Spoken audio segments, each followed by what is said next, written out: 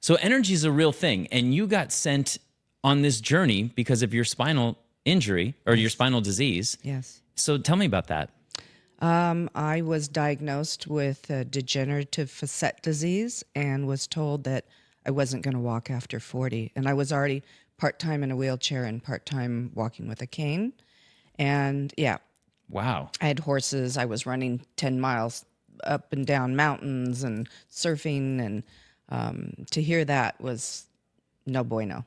Yeah. It just didn't resonate for me. And so I just got off the allopathic medicine path because all they had to offer me was Vicodin.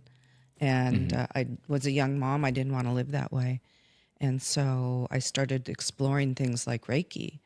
And the first time I had Reiki, it literally made my pain release for 2 weeks. Wow. I knew there was something with it, you know.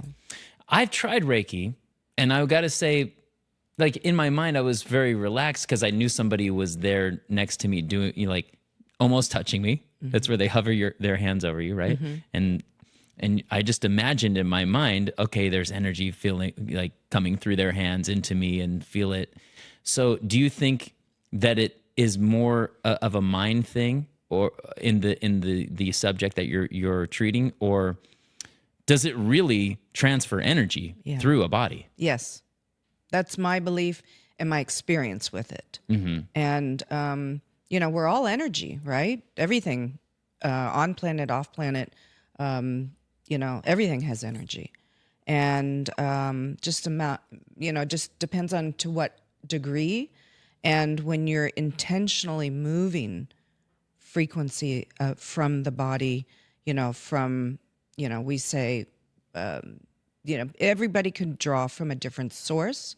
And that's why I say it depends on who's doing the service on you.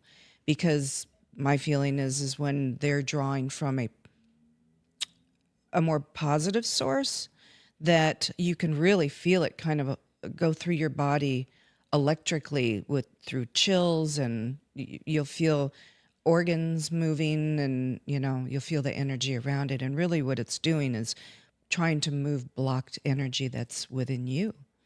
And So Reiki is a form of energy-based trauma release. yes.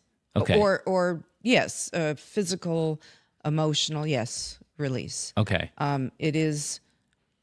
It can be wonderful, and it can be very effective, but it doesn't do what the RASHA machine that I have will do, which is work on the DNA for release.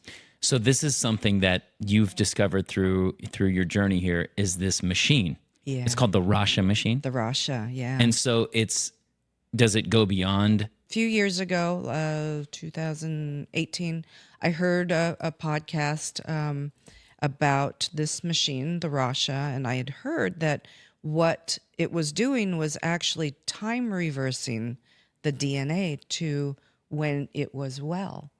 Oh, and I had just moved into my office. I gave up a 6-figure-a-year job to open an office, not knowing what I was going to do with it.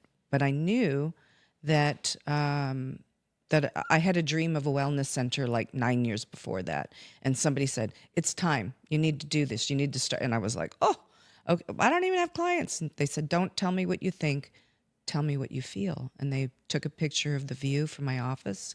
And I was like, yes. I just felt going towards it. Yes. And so I moved in, and my husband and I sat on the floor. There wasn't even furniture in there. And I just said, I don't know what's going to happen in here, but it's going to be something really unique and really great. Wow. Had no idea. Had no idea about frequency medicine other than like PEMF, pulsed electromagnetic frequency, which was gentle. And so a month later, after I moved in, I heard this podcast, and I knew in my heart, I said, I've got to go down and experience this. And so my husband and I went down to San Diego in a convention of thousands of people. They were giving free 15-minute sessions. I said, oh my God, okay, I don't even know what I'm doing. There's too much noise. Is this going to be effective. It's like a chair massage. Yeah, I had but no idea vibrational? what it was. So they put headphones on me. They put headphones on my body. I was sitting in a sound chair, whatever that meant at the time. And she was running what's called forgiveness. And she's like, pick one person. But I'm like, there's so many, So I just kind of emptied my mind. And all I saw was the cartoon character Pepe Le Pew and the cat. In your mind? Yeah, came in like a daydream. Are you familiar with that character? Okay. So He basically, I mean, Pepe Le Pew kind of sexually harasses this other skunk, right? yeah. And there was Okay. Or a red cat. heart bubble. It's a cat. Yeah, It's a cat, yeah. That looks like a skunk. And Yeah. there was he had all these, he was squeezing her and he had all these heart bubbles and he's speaking French to her. And I'm like, I get up and I was like a tethered balloon. I was walking through the conference like, what just happened? I felt like I was walking 2 feet off the ground. That was forgiveness, though? Yeah. So But- I okay. had no idea what that meant. I get back to the hotel room where my husband was waiting for me. And to be honest, we were kind of at not a crossroad. We were just in a really tough place. When you're in a relationship for a long time and you're kind of not sure how to get back to square one again. And so it's like, do we do therapy? What do we do? So he's talking when I came back to the room. And in my brain, I'm thinking, I would normally be defensive about that, or I would normally say something defensive about that, or, when you know yourself, right? And those never came by way of thought patterns for me, like, oh, I'm going to say something, nasty to him about that or whatever.